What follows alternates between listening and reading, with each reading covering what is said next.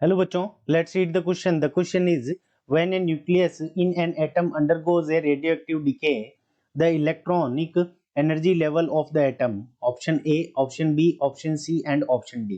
ठीक है बच्चों, तो हमें इस क्वेश्चन के अंदर क्या दे रखा है कि अल्फा, बीटा और गामा जब रेडियो एक्टिविटी होती है तो उसके अंदर जो इलेक्ट्रॉनिक जो एनर्जी लेवल होता है वो चेंज होता है कि नहीं होता है। ठीक है बच्चों, तो हमारा जो एनर्जी लेवल ई होता है, इलेक्ट्रॉनिक एनर्जी लेवल ई, वो क्या होता है, जेड के प्रोपोर्शनल होता है। यानी अगर जेड की वैल्यू बढ़ती है तो ई की वैल्यू भी बढ़ती है। अब हम बात करते हैं अल्फा डीके के लिए। ठीक है बच्चों, तो अल्फा डीके के अंदर क्या होता है, अल्फा जो हमारा होता है वो क्या होता है, हीलियम का न्यूक्लियस होता है। तो उसको हम क्या लिख सकते हैं, 2He4 से रिप्रेजेंट कर सकते हैं। तो जब किसी से भी, अगर किसी भी न्यूक्लियस से अल्फा डीके होता है तो उस कंडीशन के अंदर उसका जो जेड होता है वो Z-2 हो जाता है। यानी जेड क्या हो जाता है, डिक्रीज हो जाता है। तो इस कंडीशन के अंदर जो ई की वैल्यू होती है वो हमारी क्या हो जाती है, ठीक है, इलेक्ट्रॉनिक एनर्जी लेवल ई की वैल्यू ये हमारी डिक्रीज हो जाती है। ठीक है बच्चों, अब बात करते हैं बीटा डीके।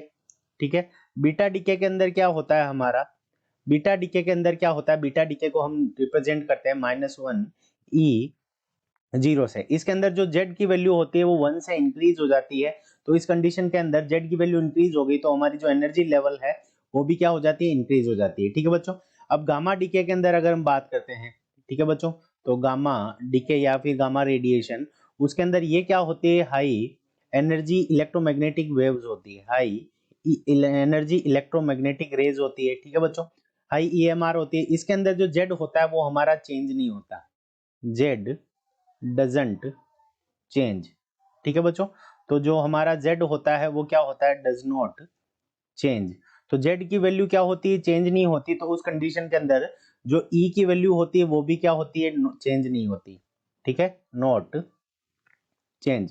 तो e की वैल्यू के अंदर भी कोई चेंज नहीं आता। ठीक है बच्चों, तो इसका मतलब क्या हो गया कि केवल गामा के अंदर चेंज नहीं आता, जबकि अल्फा और बीटा दोनों केसेस के अंदर क्या होता है कि जेड के अंदर चेंज आने से ई के अंदर भी चेंज आ जाता है। ठीक है बच्चों, तो अल्फा डीके के अंदर ई की वैल्यू कम हो जाती है, ठीक है, और बीटा डीके के अंदर क्या होता है कि ई की वैल्यू बढ़ जाती है। ठीक है बच्चों, तो दोनों के अंदर चेंज आता है, गामा के अंदर चेंज नहीं आता। अब ऑप्शंस देखते हैं। पहले के अंदर दे रखा है do not change for any type of radio activity, तो ये इनकरेक्ट है क्योंकि दोनों के अंदर चेंज हो रहा है, अल्फा और बीटा में।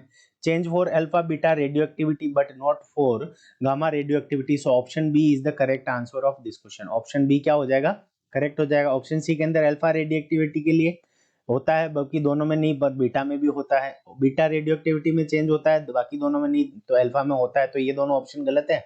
Option B is the correct answer of this question. I hope you understood it well. All the best.